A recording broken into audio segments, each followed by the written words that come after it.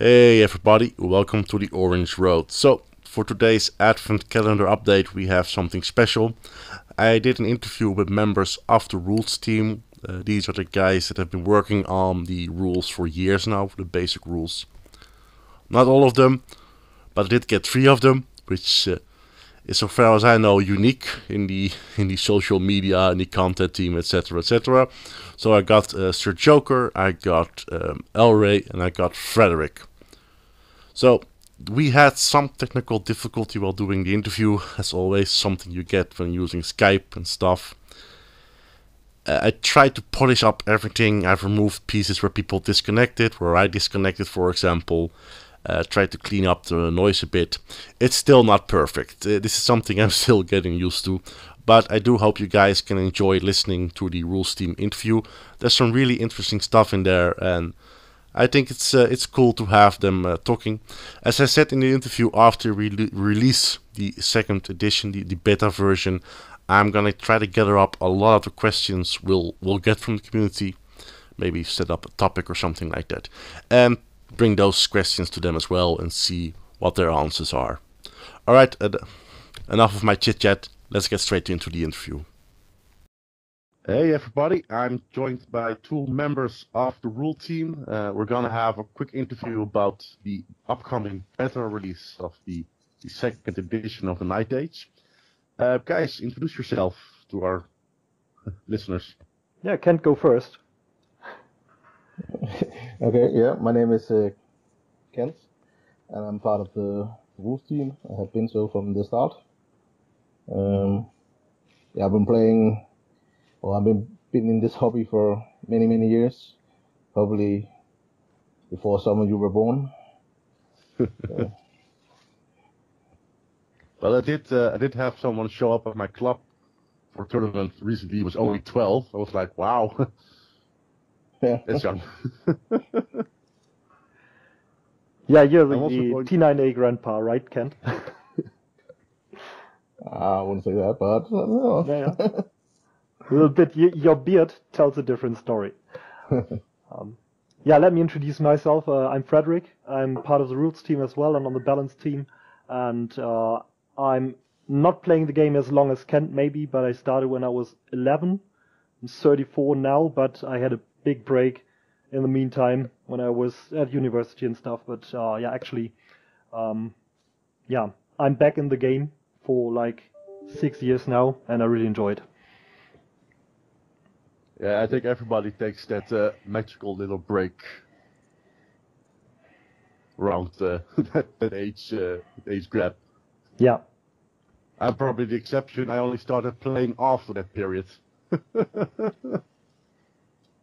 I've only been playing the game for like 10 years or something, or games like this. All right. The reason why you're here is I want to ask two big questions to you guys about the upcoming version. Like I said, I'm gonna wait with a lot more questions till we have actually released the beta version of the game, because I think we'll have a lot of feedback from our community, and I think it will be fun and handy and wise to just gather all those questions up and then ask you guys back for an interview. But for now, I just want to have a quick little chat for the Advent calendar and get straight to it. So my first main question is, what were the biggest design challenges for this 2.0 edition of the game for you guys as the main RT guys? Well, I feel it's probably the new frenzy rule. I would say that comes to mind because we had to redo it a couple of times until we got it something we all could agree upon. Yeah, it's a big change from what it was. Yes. At the first version we had, I felt were not immersive enough.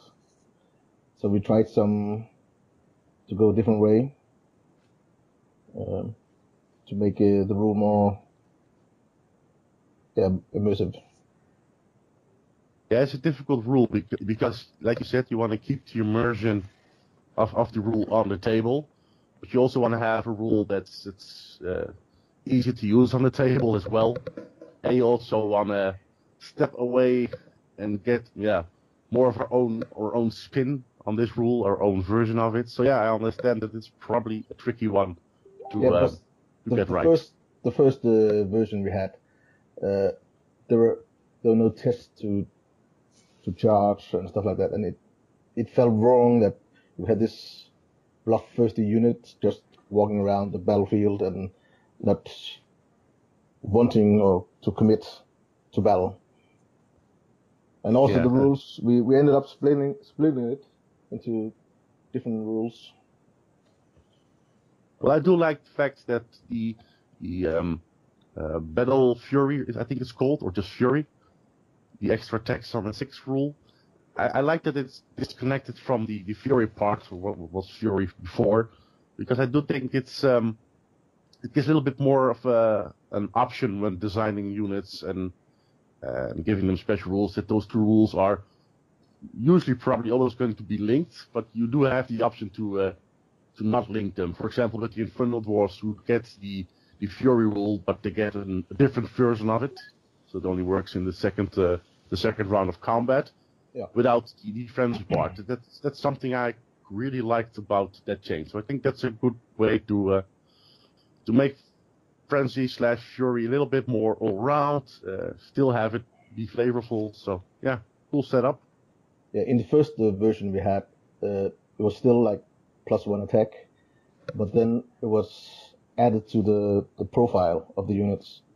So it was not part of the Frenzy rule or what it was called, but I think that's easier on the rules side, I think, but like you said, it's a little bit less immersive. I like rules that are separate from just the profile on the unit. Yeah, so we agreed upon it could not just be +1 attack, so we had to come up with something else, and I think it was me that suggested this the rule about if you roll a 6 you get an extra hit. I think the most difficult part of Frenzy has actually been to align the team regarding the vision, what Frenzy actually means for troops. So how do we envision a Frenzy troop, and how can we make that happen with actual rules? And this was a quite tricky part that took us like several meetings with like 3 hours each, and we have not been able to figure it out after some time still. It was quite an exhausting task. Yeah, I can completely understand that. But like I said, I think it's a good setup as it is now. So well done. Thank you. But that was my idea of a rule that was tricky to get right. I don't know if it's the same for you, Frederick. Sorry, can you repeat? I did not get it fully. Do you agree that on this being one of the hard rules to get? Yeah, definitely it was one of the hardest tasks. I think another really tough one was actually to keep track of the progress of the other books.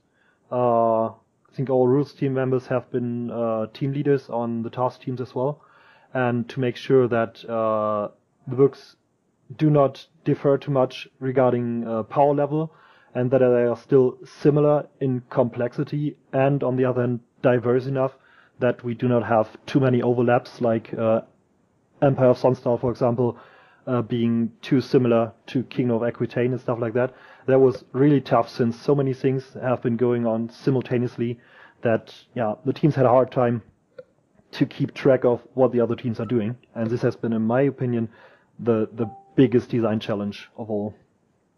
Yeah, I think I completely understand that, because, well, it's really nice for the community that everybody gets the army book at the same time, updated version. It is really tricky to have all of that work go at the same time, spread over a number of people, different teams.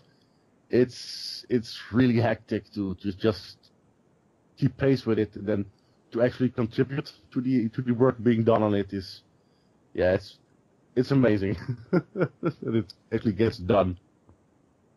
Yeah, definitely. It's like we had so many things to do regarding evaluation, filtering the proposals regarding combo potential and stuff like that. I think it was pretty tricky to do on the go for the rules team and on the review as well, because we have been kind of limited in time to make sure we can deliver up to Christmas. This is what we do now, and it happens. But it was quite exhausting. Yeah. Yeah, it seems like each year Christmas, if you're part of the Night A staff, is not just presents and snow and Christmas and Santa. It's also work, work, work, work. Yeah. But By the way, I see that Philip is also blinking on Skype, so Okay. maybe you can add him as well. I can try. Hi guys, can you hear me? yes, and we can hear your computer Hey. also. Yeah, now it's better. Is it better now? Okay. Yeah. Yeah. All right, everybody. We got another our team member joining up for this little Skype call. It's Philip, also known as your Joker. So, Philip, please introduce yourself. Well, I'm Sir Joker. I'm part of the rules team, and for the 2.0 release, I was working on the update of Undying Dynasties, Vampire Counts, part of Dread Elves, and Infernal Dwarfs.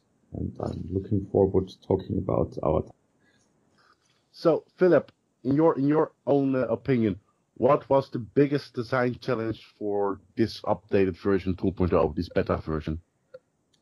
In my opinion, the hardest task for the task teams that were updating the army books was to manage the expectations the different teams had, because the RT gave the task teams a specific framework to work in. Then we had the community feedback, and the community specifically asked for certain changes. Then we had obviously the executive board that set a release schedule and therefore a time frame for the whole process. And in the end, the task teams, which included different members out of different areas of the project, like the balance team, rules team, ACS, army book design teams. This group had to manage several different demands at the same time. And I think it's very hard to, for instance, satisfy the balance team, the rules team, and the community equally. And therefore, they often had the situation where they kind of had to ask themselves, what would be the best course for the book?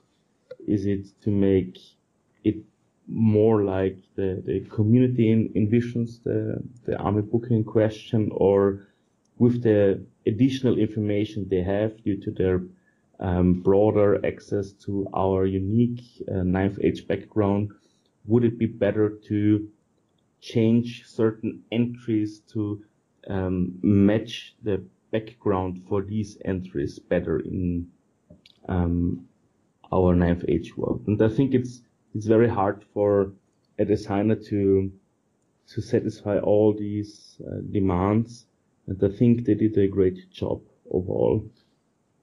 Yeah, I think that's funny to hear, because a lot of people think you guys are mainly focused about balance of the power level of the books, but it's clear you guys are also really working on balancing the expectations of the community per army, per the general game, the staff, etc., etc.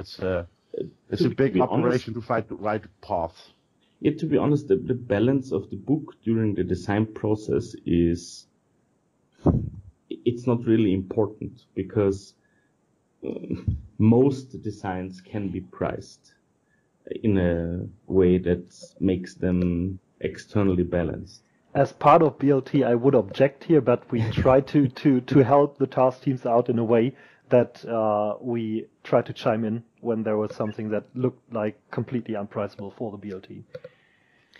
And it's important to have the ability representative in the team. But I think for the designs we saw, the vast majority didn't pose a inherent design balance threat.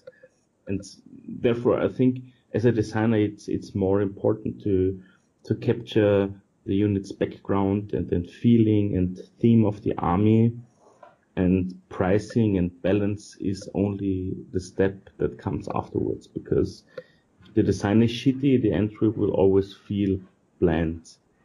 And an underpriced unit, for instance, can only cover up so much of the design flaws. In the end, what is important is the design, because players want exciting entries. They want we can create some excitement here by just saying that by having all these interesting designs, especially in the item sections, for example, the balance team had a tough job to do, but in general, the players will realize that the power level of the game overall will increase a bit, just because there have been interesting designs, and we try to fulfill the demands of the community in that regard.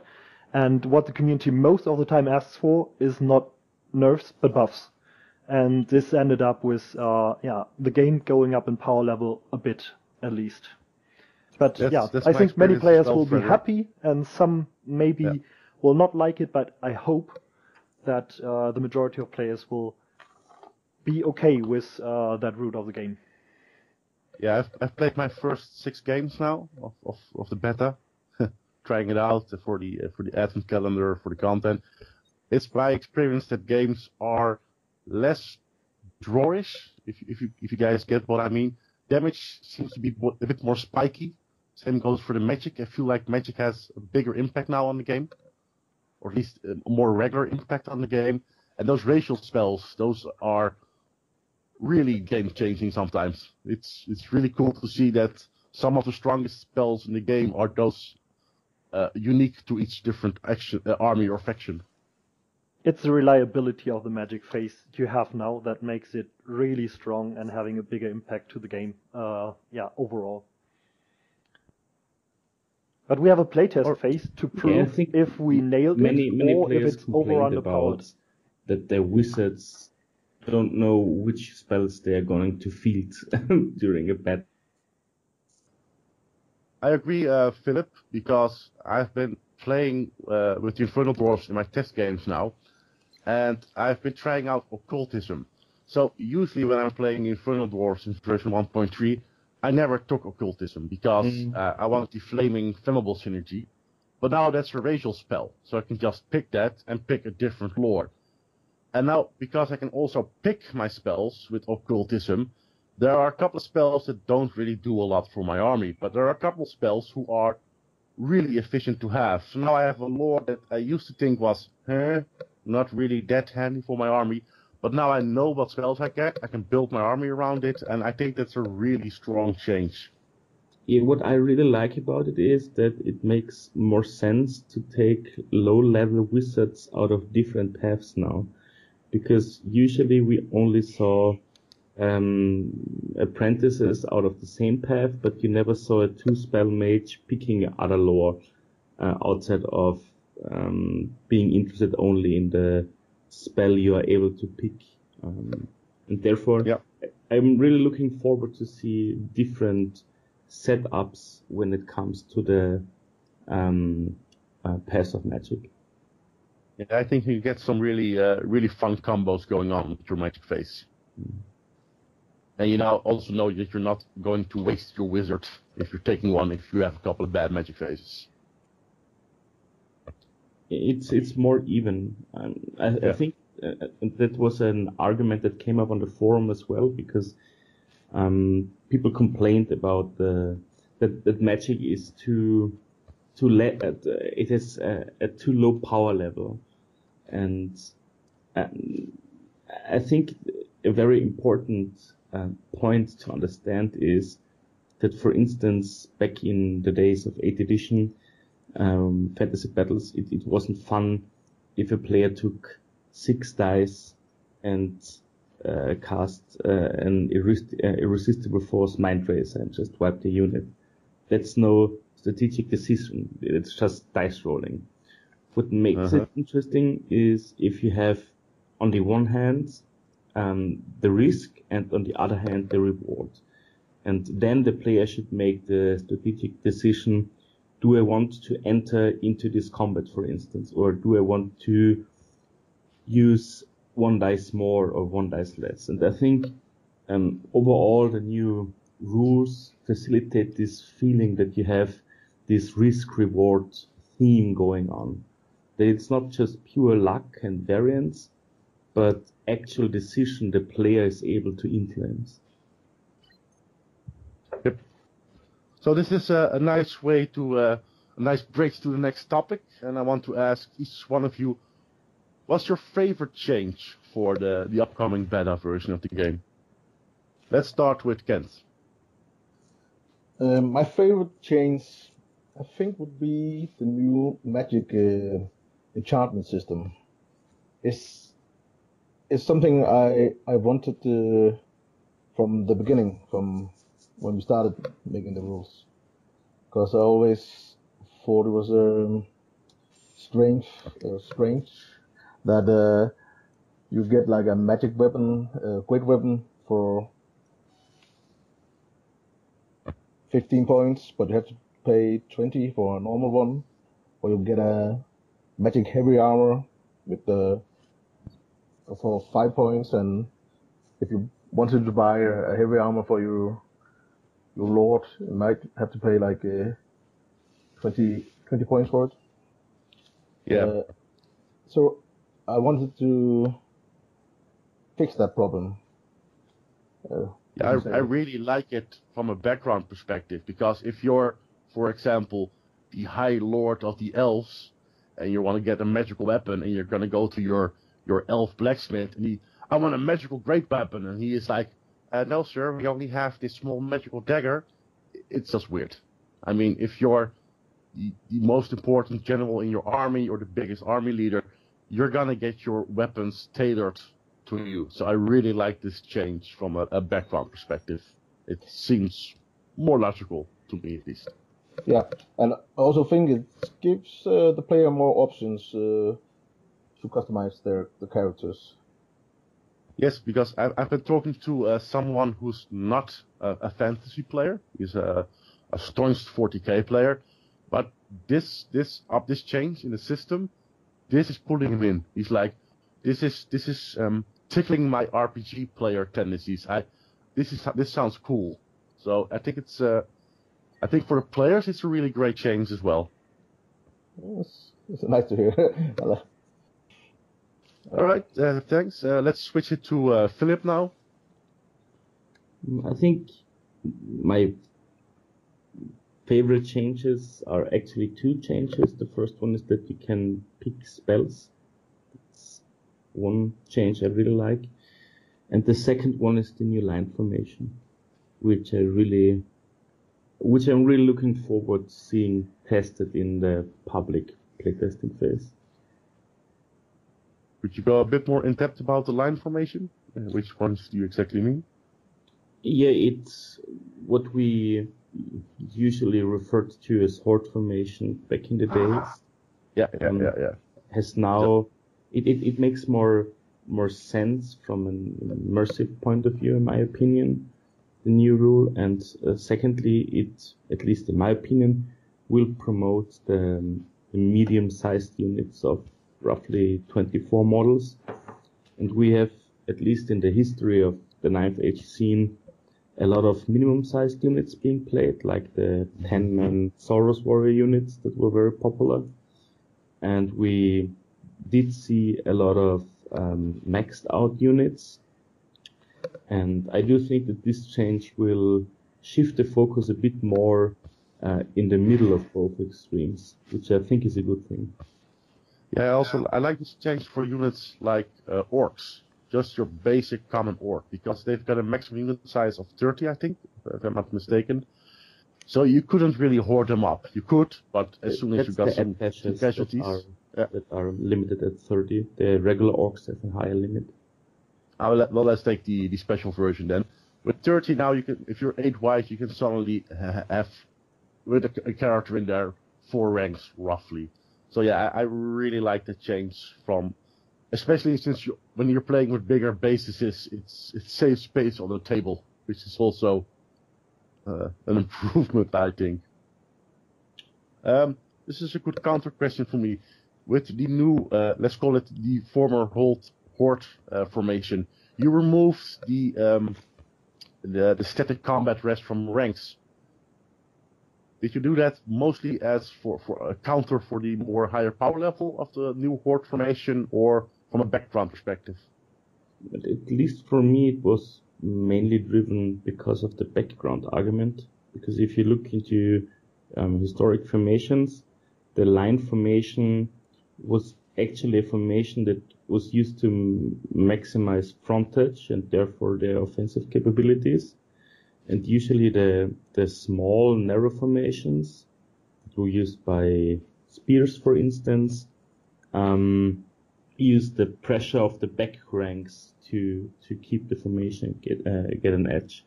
Therefore, at least in my vision, the narrow formation and the wide formation have a completely different application on the battlefield, and therefore they should be represented in the rules to create an immersive gaming experience.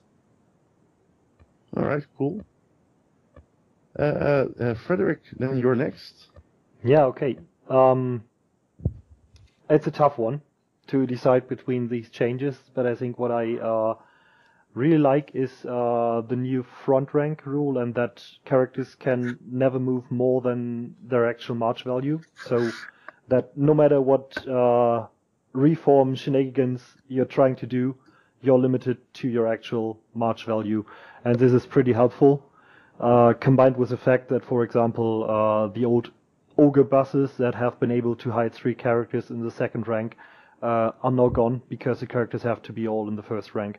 This is the stuff I like the most, because this, I think, makes the competitive games a bit more pretty. Before, this have been pretty ugly situations, and I think this helps out the game in general. But if I have to pick, I think what I love the most, I'm a fan of, is the wheel cards, that we actually have some cards in the game, and for the magic phase, some cards you can use where we maybe can make use out of that we have some design space for later changes in army books, for example. This I really love. Yeah, I agree. The flux cards are also really, I think, really cool for our companies that are assisting us with creating models and stuff. I'm really curious to see what some of them will create, artwork-wise and stuff like that. It's important to have a piece that links the magic to our unique Knife Edge background. Because if you have a designed veil card where you actually have a picture of what's happening, like a magical storm brewing up, then you can picture it in your head what's happening on the battlefield. Therefore, a small piece of fluff or something. Yes, exactly. Yeah, completely agree. All right, everybody. Thanks for this interview. I think people are really going to enjoy hearing your thoughts about the changes so far. So I want to thank you all. And I can't wait to get all the feedback from the community after we release the beta version and do this again. Not quite certain if we'll do a written format or another interview like this. But yeah, thanks guys. You're welcome. Okay, everybody, that was the end of the interview. I hope you guys all enjoyed it. There's no replacement for getting the information straight from the source. I'll try to improve the setup next time when I'm interviewing staff members, but I do think this is a great way to give everybody a chance to hear what those guys were thinking when working on the second edition. Thanks for listening. Keep looking at the advent calendar. There's a lot of cool stuff coming up in the near future. And of course, the beta release itself. Alright everybody, bye!